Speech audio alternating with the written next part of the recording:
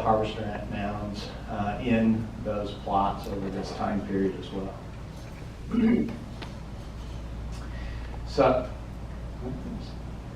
So one thing we found out early on was that, one, the habitat was actually really good for horned lizards in these small towns. There were very few manicured lawns at that time. That's changing a little bit more, unfortunately.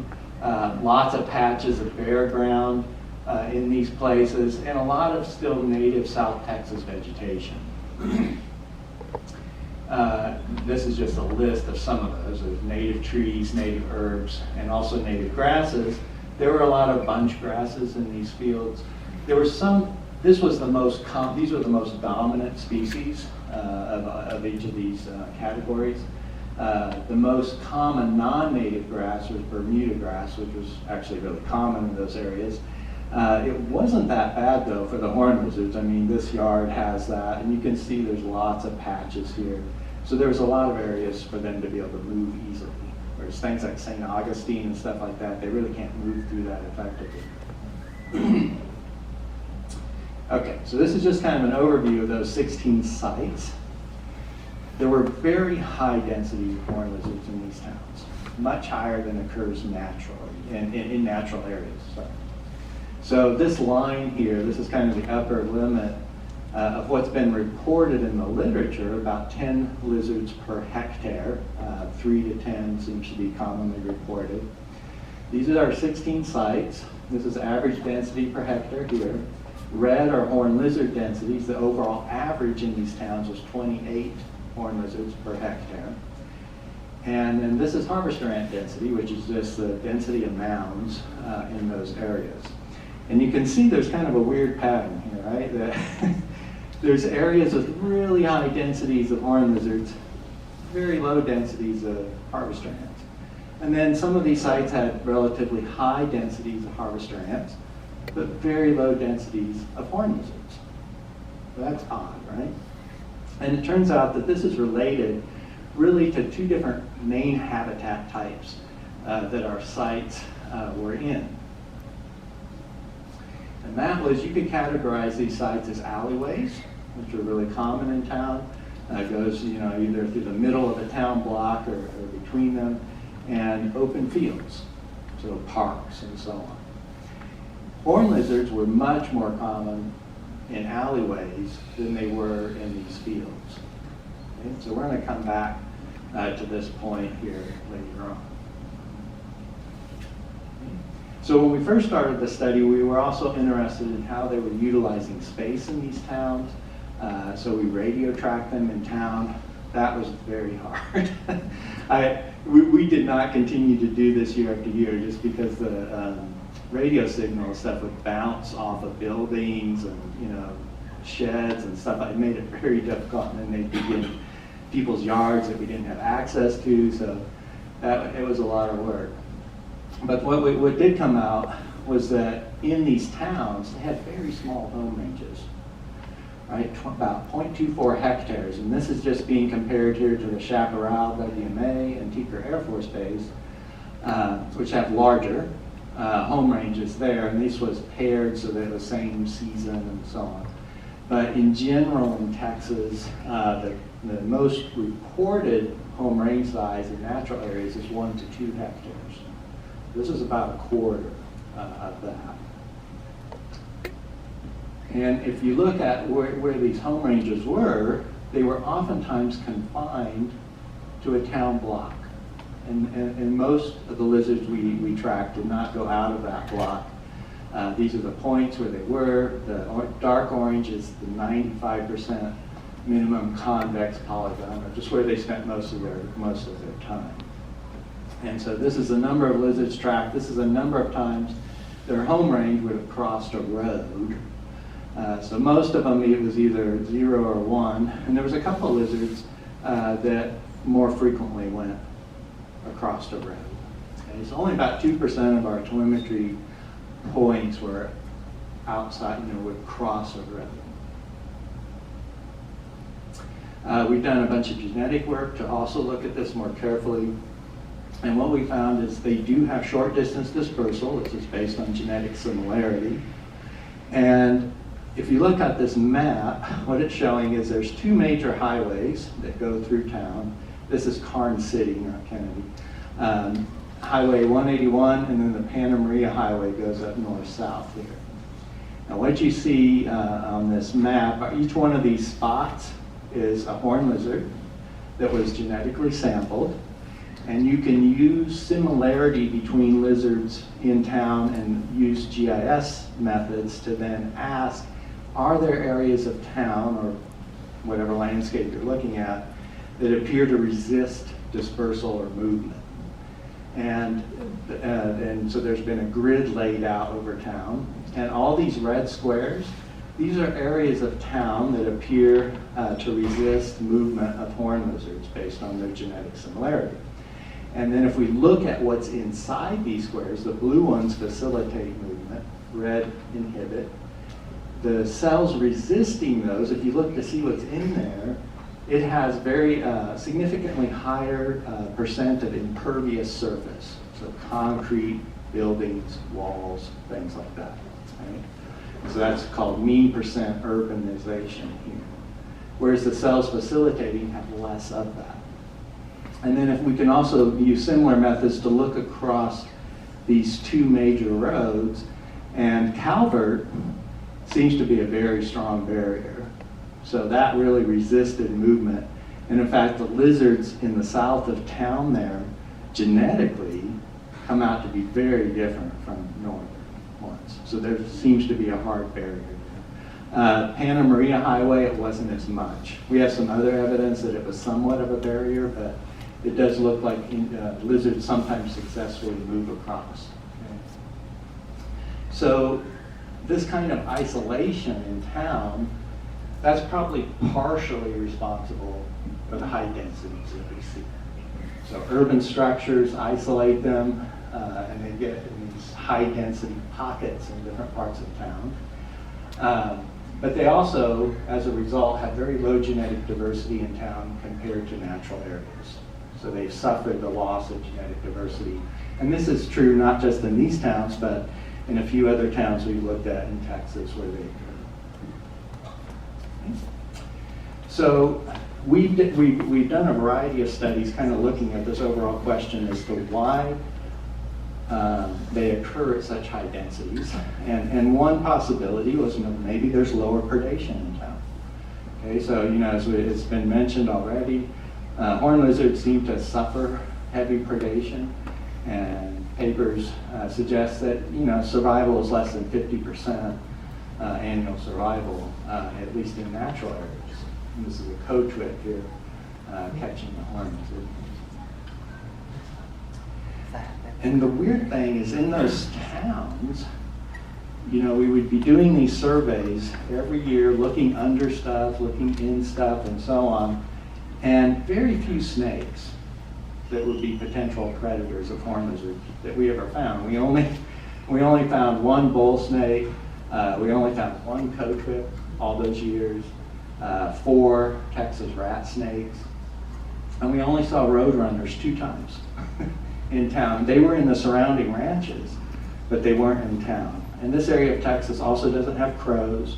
Kestrels were absent from town. Did see a few red-tailed hawks, but birds of prey were also not common in town. And so it appeared that they didn't have a lot of the natural predators that they normally have. And so maybe that also facilitated those high densities. In town, the principal predators that we identified as possibilities, obviously dogs, raccoons were fairly common, and those have been shown to be a problem.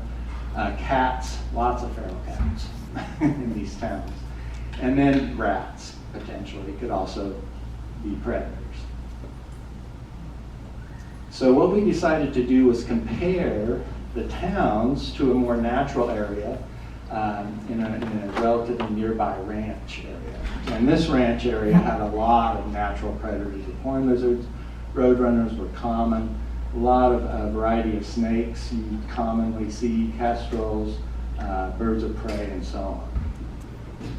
And so what we did was we decided we were going to use foam models to try and measure this. So these would not measure snake predation, right? Snakes would not attack these, unfortunately.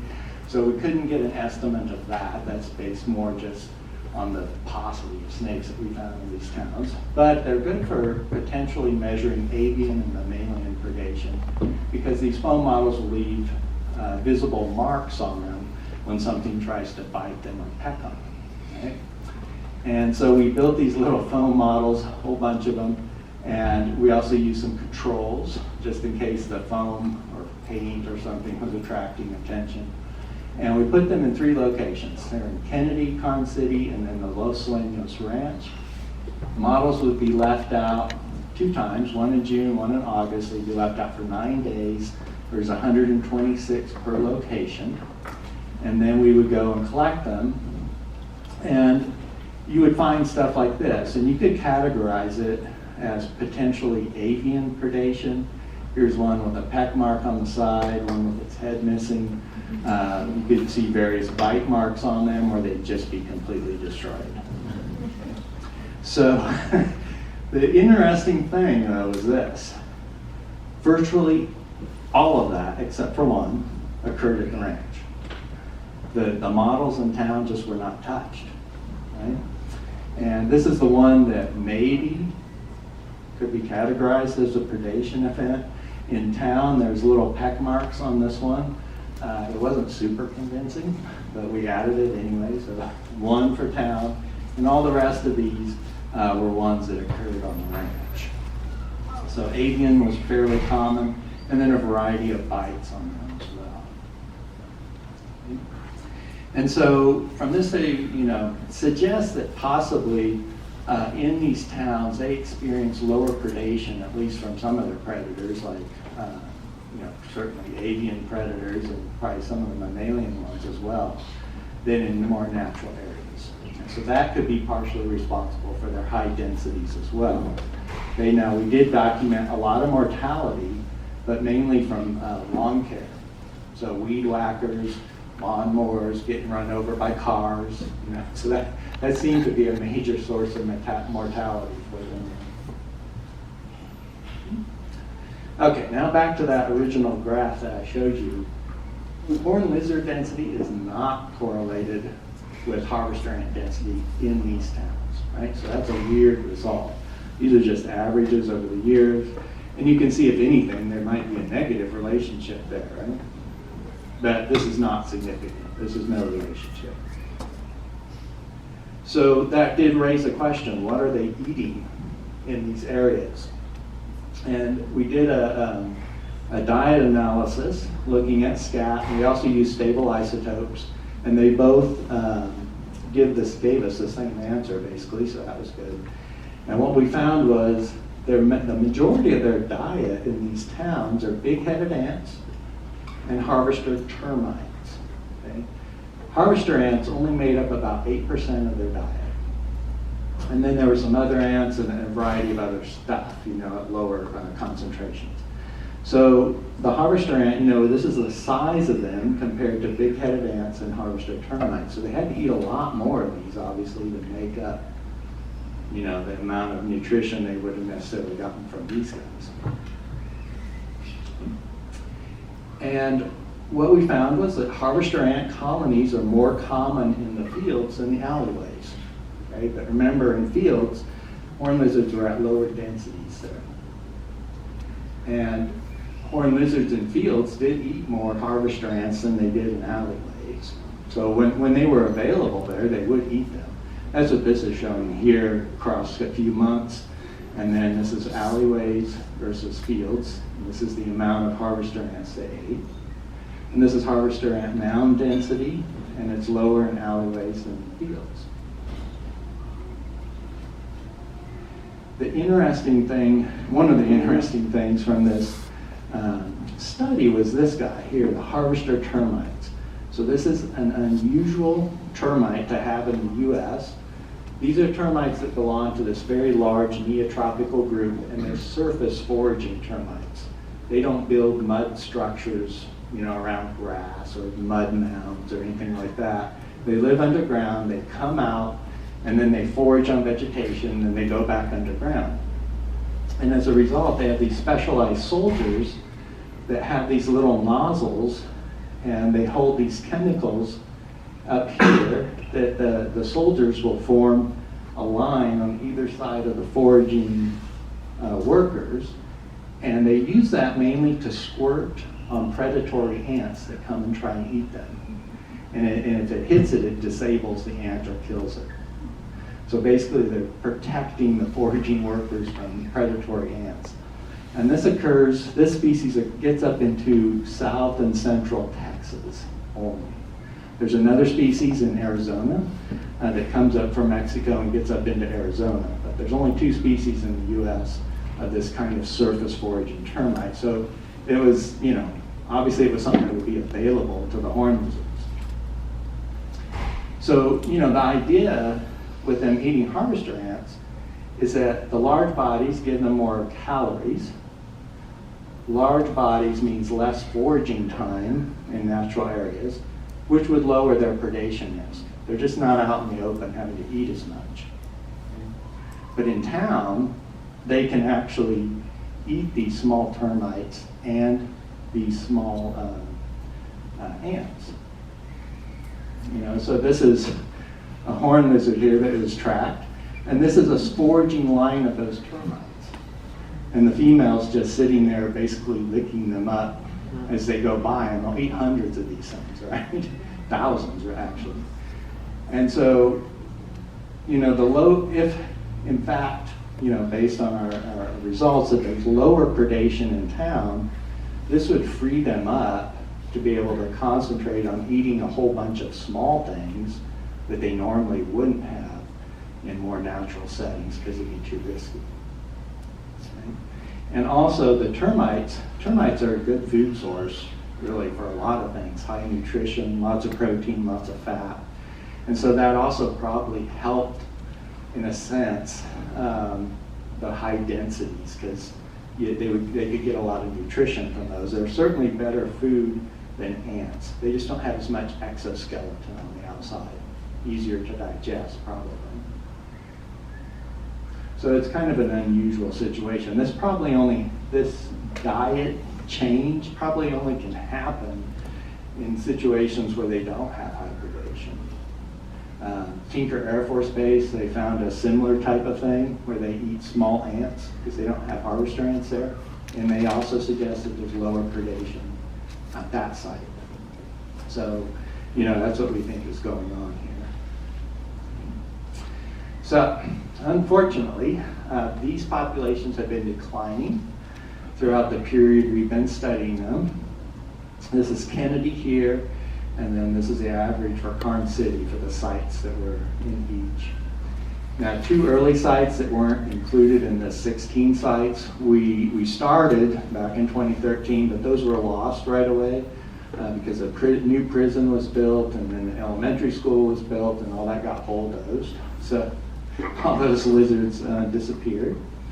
But 12 of the 16 sites that we followed experienced declines.